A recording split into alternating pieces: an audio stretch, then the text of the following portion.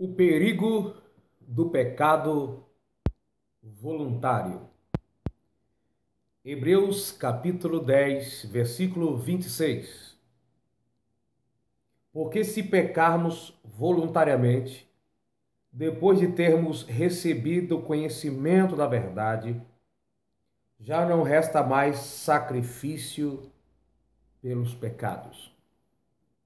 Verdade é que todos nós pecamos e entendemos que não existe pecadinho e nem pecadão. Por outro lado, a intensidade a gravidade de cada pecado é diferenciada. Isso diante de Deus e diante também do ser humano. Nós precisamos buscar cada dia a presença do Espírito de Deus. Precisamos nos colocar diante do Senhor com diligência, porque nós temos o diabo que tenta nos fazer contrariar os propósitos de Deus.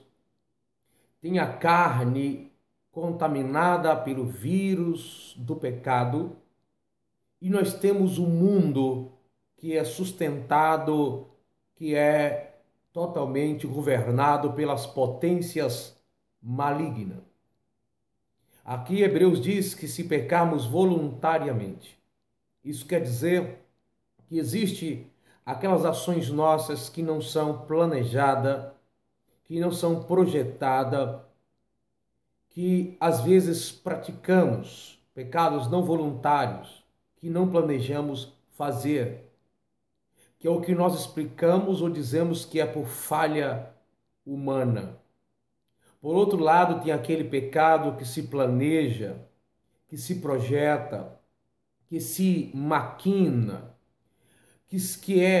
não é da falha humana, mas assim de uma transgressão deliberada do coração humano. Nós precisamos buscar muito mesmo de Deus, a sua graça, porque muitas vezes o coração do homem, o coração humano, quer errar, e isso não apenas dentro do contexto da falha, mas da rebelião, da transgressão planejada e deliberada. E nesse caso, estamos brincando com o perdão de Deus, porque Ele diz que perdoa todos os nossos pecados, nos purifica de toda maldade, nos tira de toda prisão espiritual associada ao pecado. E aí, por causa desta atuação de Deus disposto a nos perdoar, muitas vezes nós levamos as coisas na brincadeira. E o pecado tem as suas consequências. O pecado, ele mata, ele destrói, ele entristece, ele magoa o coração de Deus. Em Gálatas, eu quero deixar uma palavra para você. Gálatas, capítulo... Deixa eu encontrar aqui. Gálatas, capítulo 6, versículo 7. Não erreis. Deus não se deixa escarnecer, porque tudo que o homem semear, isso também se fará. Aqui não está dizendo que você vai colher se você planta. A ideia aqui não é colher porque plantou. A ideia aqui é o que nós vamos colher exatamente o que plantamos. Entendeu? Não é que eu colho se eu planto, mas é que eu colho aquilo, a espécie, a mesma espécie que eu planto. É essa mesmo que eu vou colher. Então, se eu plantar milho, eu vou colher milho. Se eu plantar uva, vou colher uva. Então, cuidado aqui não é com plantar, mas cuidado é com o tipo de coisa que eu planto. Porque na realidade todos nós sememos, todos nós plantamos. O cuidado é o tipo de plantio que estamos fazendo. O versículo 8 diz assim: porque o que semeia na carne, da carne ceifará corrupção, Mas o que semeia no Espírito, do Espírito se fará vida eterna. Se eu semear coisa boa, vou colher coisa boa. Se eu semear coisa ruim, eu vou colher coisa ruim, da mesma espécie. Então, quando eu me enveredo no contexto do pecado, praticando coisas desagradáveis a Deus, vai me trazer sérias consequências esses meus atos. Às vezes as consequências não se fala da falta de perdão. Deus perdoa o homem aquilo que ele faz, mas nem sempre significa que vai se ausentar da nossa vida a consequência dos mesmos. Por exemplo, um homem que trai a sua esposa com outra mulher e aí gera na outra mulher, na sua amante, um filho. Pode observar que em torno dessa situação, desse filho fora do casamento, que traz muita turbulência, sem contar que muitas vezes traz a separação. E mesmo não trazendo a separação, traz muitas confusões, consequência do pecado dele, de adultério, de infidelidade. Talvez se esse filho fosse do casamento, não traria essa turbulência. Então ele vai colher exatamente aquilo que ele colheu, fruto do seu trabalho, do seu comportamento e da sua conduta.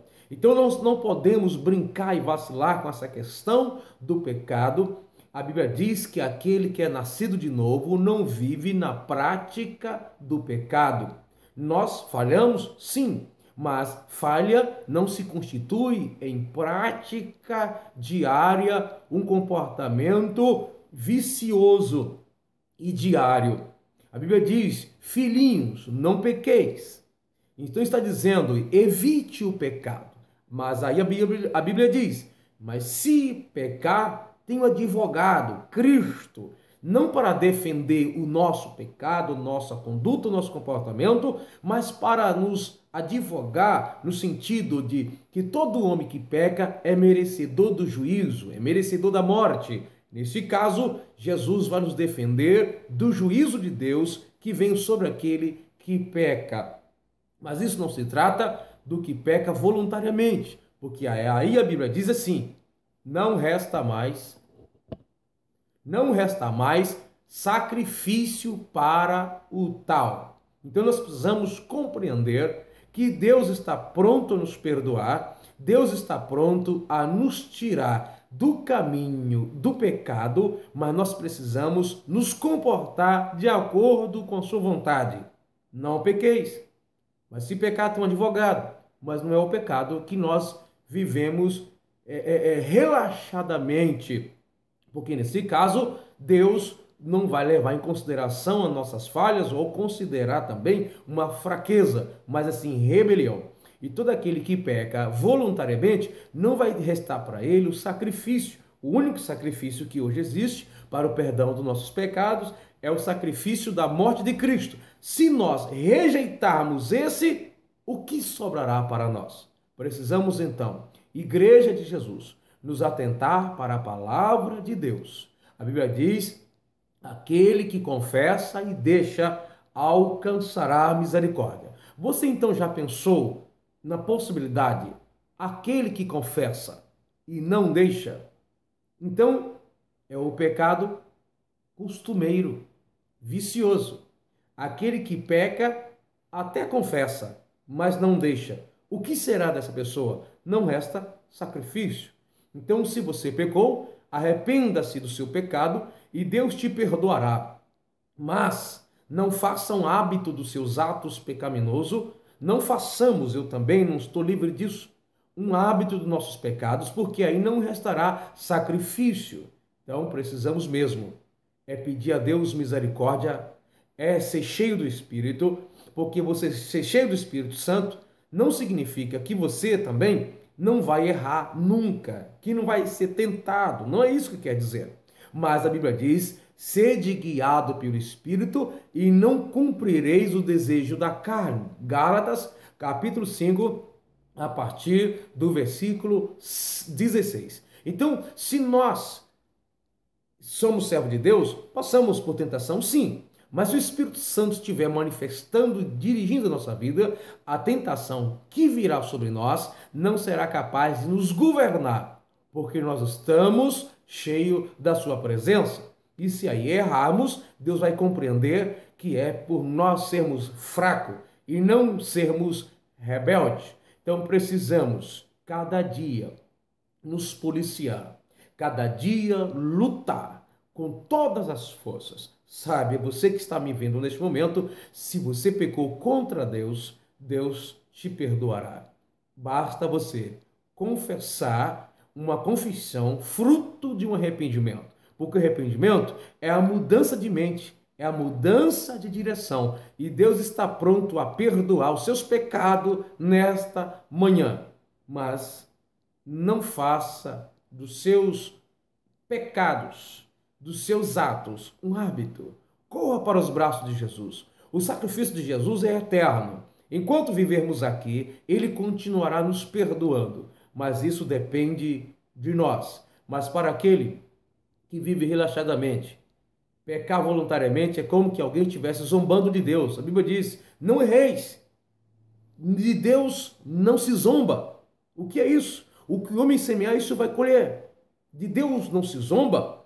Está dizendo que aquele que peca voluntariamente está zombando de Deus. Eu vou pecar e Deus depois me perdoa novamente. Isso é mesmo, como nós falamos, brincar com a nossa salvação. Brincar com o perdão de Deus. Não brinque com o perdão de Deus. Se renda a seus pés. Confesse a Ele e Ele perdoará. Se você está no seu coração desejo de parar de errar, se você está arrependido, isso significa que o Espírito Santo está te oferecendo perdão através do sacrifício de Jesus. Deus está com seus braços abertos em sua direção. Deus te abençoe. Ele pode te perdoar ainda hoje.